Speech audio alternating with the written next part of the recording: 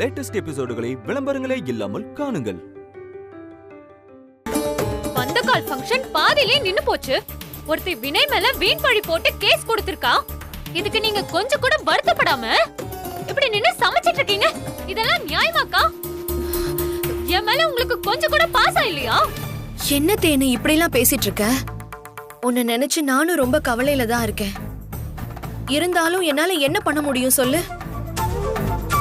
வீட்ல துக்கமே இருந்தாலும் சாப்பிடாம இருக்க கூடாதுன்னு டாக்டர் சொல்றாங்க. காந்திமதி அம்மா வேற சுகர் பேஷண்ட். அவங்க நேரத்துக்கு சாப்பிடணும்ல, அதான் சமைச்சிட்டு இருக்கேன்.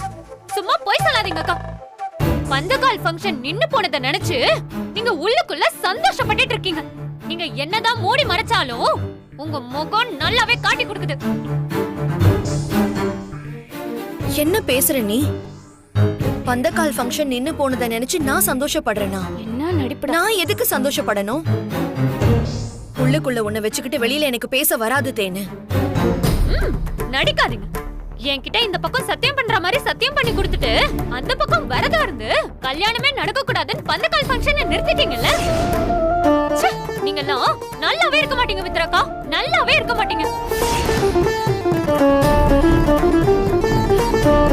எனக்கு சாபம் விடுறியா தேனு? ஆமா, நான் சாபம் தான் விடுறேன். என் கல்யாணத்தை இப்படி பாதியிலே நிறுத்திட்டு நீங்க சந்தோஷப்படுறீங்களா? உங்களை நான் என்ன பண்ண முடியும்? நீங்க பெரிய கிரிமினல், நான் சின்ன பொண்ணு. என்னால சாபம் மட்டும் தான் விட முடியும். தேனு, இந்த மாதிரி கேப்பார் பேச்ச கேட்டுக்கிட்டு என்ன சந்தேகப்படாத. என்ன பத்தி உனக்கு நல்லாவே தெரியும். ஹலோ, என்ன சொல்ல வரீங்க? கேப்பார் பேச்ச கேட்டுக்கிட்டா? அப்ப நான் தான் தேனை தூண்டி விட்டேன்னு சொல்றீங்களா? ஏன் தேனுக்கு சுயமா யோசிக்க தெரியாதா? ஏ தேனு, பாருடி, உன்னை கேப்பார் பேச்ச கேக்குறவன்னு சொல்றாங்க, நீயும் பாத்துட்டு நிக்கிற. மித்ராக்கா, நான் உங்களை ரொம்ப நல்லவங்கன்னு நினைச்சேன். ஆனா நீங்க பொடு கேவலமா நடந்துக்கிறீங்க. உங்களுக்கு இதுதான் கடைசி வார்னிங். இனிமே என் விஷயத்துல தலையிட்டீங்க, நான் சும்மாவே இருக்க மாட்டேன். ஜாக்கிரதை.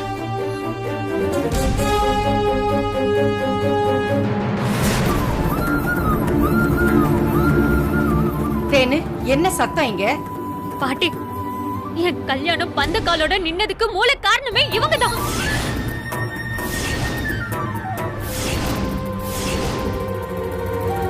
கல்யாணம் நல்லபடியா நடந்து முடியணும் வேண்ட மாதிரி வேண்டிக்கிட்டு விரதம் இருக்கிறதா சொல்லிட்டு அந்த பக்கம் கல்யாணம் நின்னு போயிடணும்னு வேண்டிட்டு இருக்காங்க.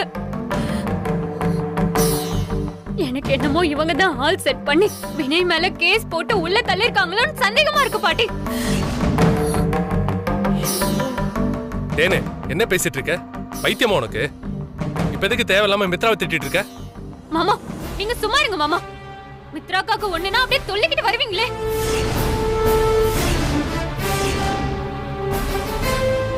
ஆஹா, நாம போட்ட பிளான் கரெக்டா ஒர்க் அவுட் ஆகுதே. இதுக்கு தான் நானும் வெயிட் பண்ணிட்டு இருந்தேன். இதான் சரியான டைம் நாகு. உள்ள புகுந்து வெடிய கொளுத்தி போடு. அண்ணி, தேனு சொல்றது உண்மைதான் அண்ணி.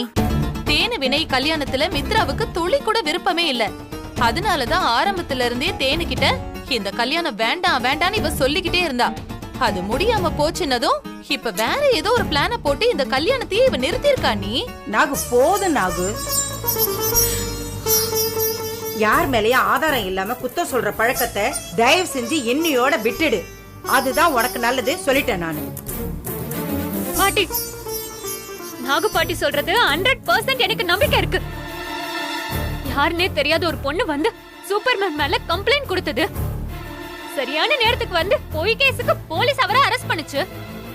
எல்லாமே இந்த மித்ராக்கா பண்ண வேலைதான்.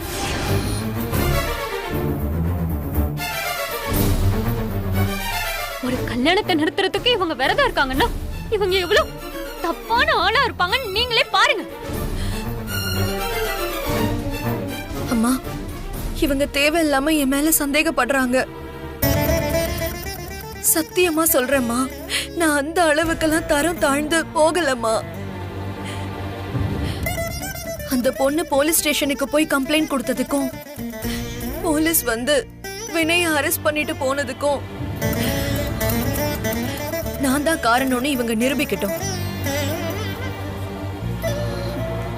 நீங்க என்ன சொன்னாலும் நான் கேக்குறேம்மா.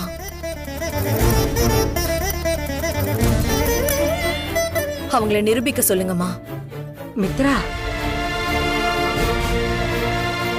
பாத்தீங்களா பாட்டி, டக்குன்னு எப்படி பிளேட்ட மாத்துனாங்கன்னு பாத்தீங்களா? இவங்க எந்த தப்பும் பண்ணல, நான் நிரூபிக்கணுமா? வினய் மலை உங்களுக்கு ஒரு கண்ணு.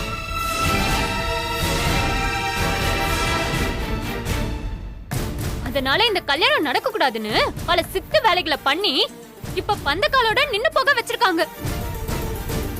என் வாழ்க்கையை கெடுத்துட்டீங்களே மித்ராக்கா. உங்களெல்லாம் போய் நம்பணும் பாத்தீங்களா? என்ன சொல்லணும்?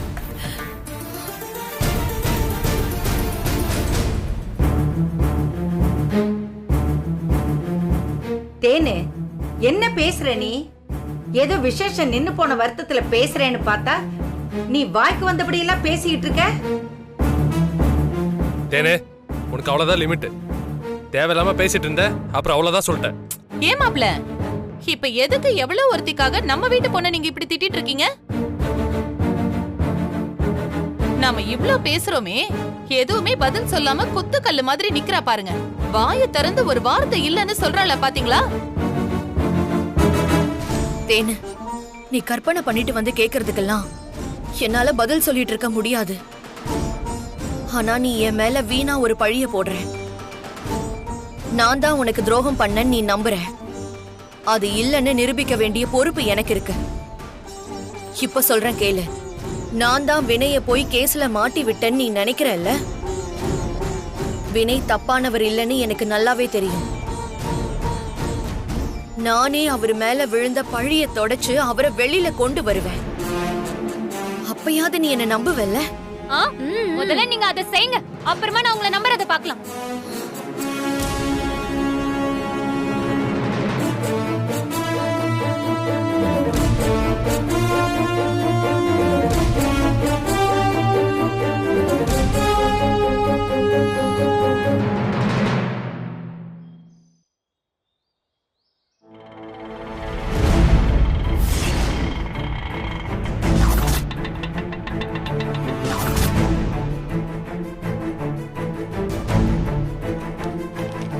வணக்கம் சார். சார், சொல்லுங்க, என்ன விஷயம்?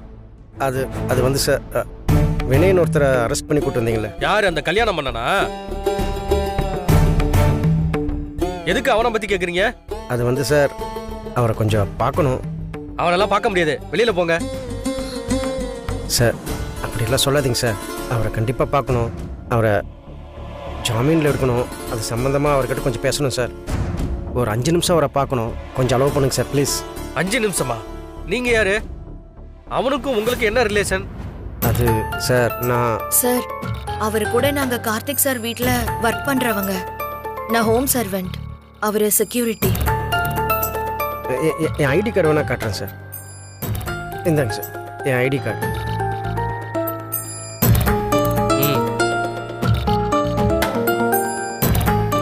சார், பார்க்க அலோவ் பண்ணுங்க சார். பாவம் சார் அந்த பையன். நீங்கள் நினைக்கிற மாதிரி அவன் தப்பு பண்ணியிருக்க மாட்டான் சார். யாரோ அவன் மேலே போய் கம்ப்ளைண்ட் கொடுத்துருக்காங்க சார். அதான் கேஸ் பொய்யா உண்மையாங்கிறத நீங்க கோர்ட்ல போய் தான் பேசணும், இங்கெல்லாம் பேசக்கூடாது. சார் சார் சரி சார், அதான் நாங்கள் கோர்ட்டுக்கு போகிறோம் சார்.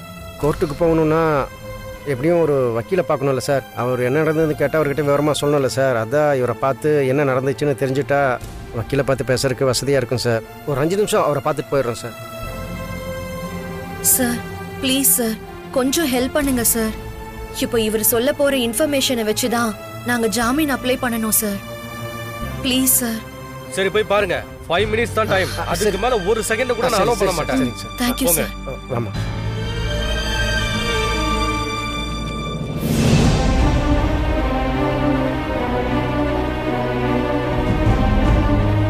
பாருமா,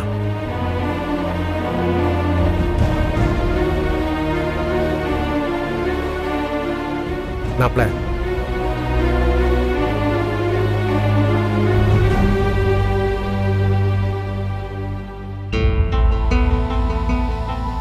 மாமித்ரா, உன்னதான் எல்லாரும் எதிர்பார்த்துட்டு இருந்தேன்.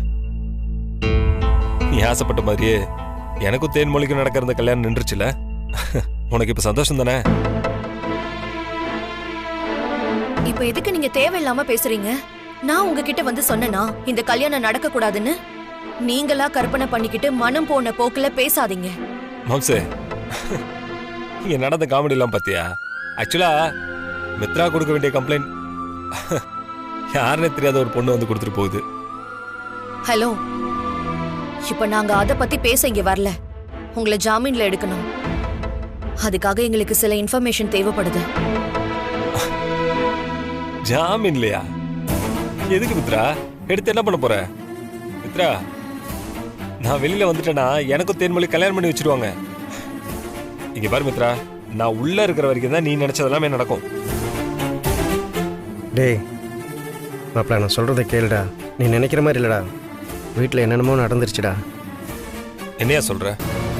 மித்ரா தான் கல்யாணத்தை நிறுத்துறதுக்காக யாரையோ செட் பண்ணி போய் அவன் மேலே கம்ப்ளைண்ட் கொடுத்து அரெஸ்ட் பண்ண வச்சுட்டான்னு தேனு மித்ரா கிட்ட சண்டை போட்டிருக்கான். மித்ராவும் யாரும் மேலே போய் கம்ப்ளைண்ட் கொடுத்தாங்கன்னு கண்டுபிடிச்சி வினய் மேலே எந்த தப்பும் இல்லை நிரூபித்து இந்த கல்யாணத்தை நடத்தி வைக்கிறேன்னு சபதம் போட்டு வந்திருக்கா. மித்ரா, ஏன் மித்ரா அப்படி பண்ண? எங்க 2 பேருக்குமே கல்யாணம் நினைச்சுனா உன்னால தாங்கிக்க முடியுமா? எல்லார் முன்னாடியும் வச்சு தேன்மொழி என் மேல போட்ட பழிய நிரூபிக்க வேண்டிய கட்டாயத்துல நான் இப்ப இருக்கேன். அதுக்காக உங்க 2 பேருக்கும் நான் கல்யாணம் பண்ணி வைக்கிறேன்னு சவால் விட்டிருக்கேன். இது பொய் கேஸ்னு எனக்கு நல்லாவே தெரியும். அத கோர்ட்ல நிரூபிக்கணும்னா எனக்கு உங்களோட உதவி வேணும். இதுல நான் என்ன செய்ய முடியும்? அந்த பொண்ணு இதுக்கு முன்னாடி நீங்க எங்கேயாச்சும் பாத்திருக்கீங்களா? இல்ல மித்ரா, அவ யாருன்னே எனக்கு தெரியாது. இதுக்கு முன்னாடி நான் அவளை பார்த்ததா கூட எனக்கு ஞாபகம் இல்ல. உங்களுக்கு யார் மேல சந்தேகம் இருக்கு? எதுக்காக இப்படி ஒரு பொய் கேஸ் கொடுத்தாங்க? யாரு தூண்டி விட்டுருப்பாங்கன்னு உங்களால யூகிக்க முடியுமா? வேற யாரு? நம்ம நாகலட்சுமி அம்மாவா தான் இருக்கும். எப்படி இவ்வளவு உறுதியா சொல்றீங்க? அது அப்படிதான் மித்ரா. உனக்கு ஒரு நாள் உண்மை தெரிய வரும். அப்ப புரியும் நான் சொன்னது கரெக்ட் தானே. சரி வினய், நீங்க கவலைப்படாதீங்க. நீங்க தப்பு பண்ணலன்னு கோர்ட்ல நிரூபிச்சு நான் உங்களை வெளியில கொண்டு வரேன். மாமா வாங்க போலாம். நாங்கள் வரோமா?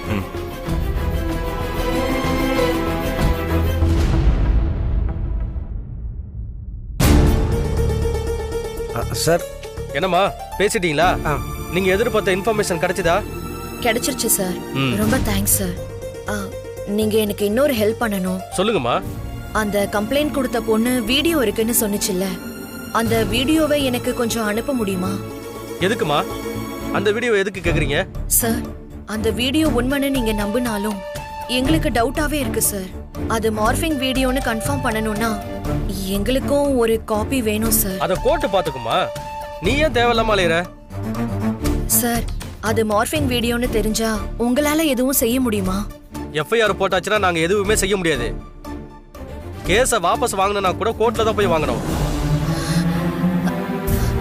அப்போ நீங்க இன்னும் எஃப்ஐஆர் போடலையா சார்? இன்னைக்கு ஈவினிங் எஃப்ஐஆர் போட்டு மேஜிஸ்ட்ரேட் முன்னாடி கொண்டு போய் நிறுத்துவோம். அதுக்கு பிறகு கோர்ட் என்ன ஃபாலோவிங் கொடுக்குதோ அதை தான் பண்ணுவோம். அப்போ எஃப்ஐஆர் போடுறதுக்கு முன்னாடி இது மார்ஃபிங் வீடியோன்னு நான் கன்ஃபார்ம் பண்ணிட்டா வினய ரிலீஸ் பண்ணிடுவீங்களா? கண்டிப்பா. அப்படி பண்ணிட்டா அந்த பையனை ரிலீஸ் பண்ணிடுவோம். அது மட்டும் இல்ல, கேஸ் கொடுத்தவங்க பொய் கேஸ் கொடுத்தாங்கன்னு சொல்லி தூக்கி உள்ள வச்சிருவோம். Thanks sir. நாங்க ஈவினிங் குள்ள அது மார்ஃபிங் வீடியோன்னு கன்ஃபார்ம் பண்றோம். சார், எங்க நம்பர் தரோம். அந்த வீடியோ கொஞ்சம் ஃபார்வர்ட் பண்றீங்களா?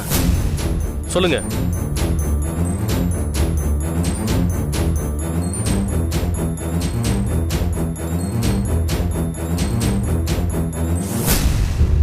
சரி, நான் அனுப்பி வச்சிடுறேன். மறந்துடாதீங்க சார். வாங்க. தேங்க்ஸ். வாமா போலாம்.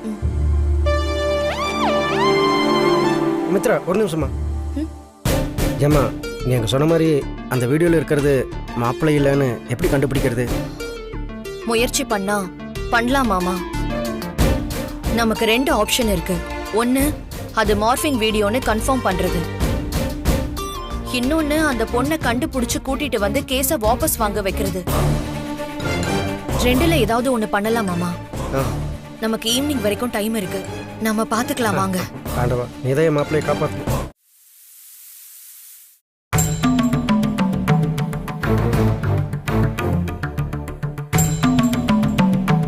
கார்த்திக், நீ என்னப்பா முடிவு பண்ணிருக்க?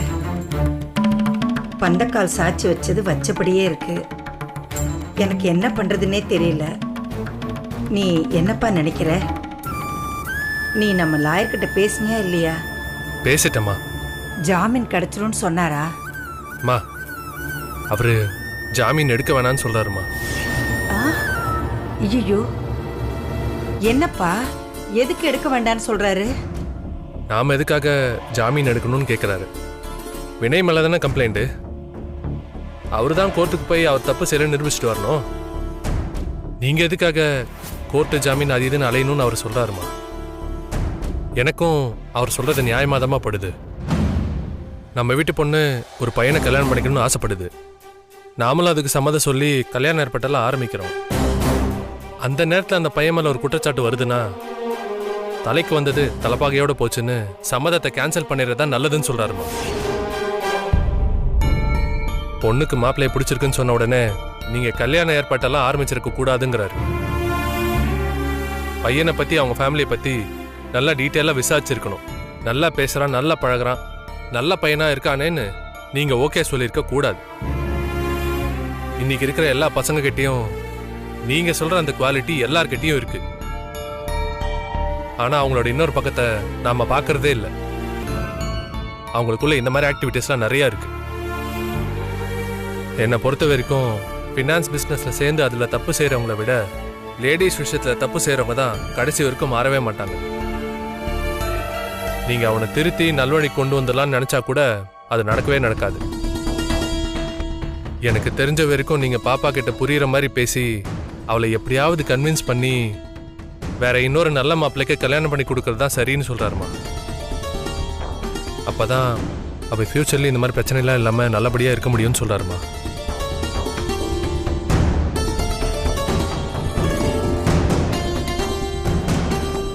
சரிப்பா, நீ என்ன பண்ணலாம்னு நினைக்கிற? எனக்கும் அவர் சொல்றதாம்மா சரின்னு படுது. ஆனா தேனி என்ன சொல்லுவான்னு தான். நான் கண்டிப்பா முடியாதுன்னு தான் சொல்வேன் மாமா.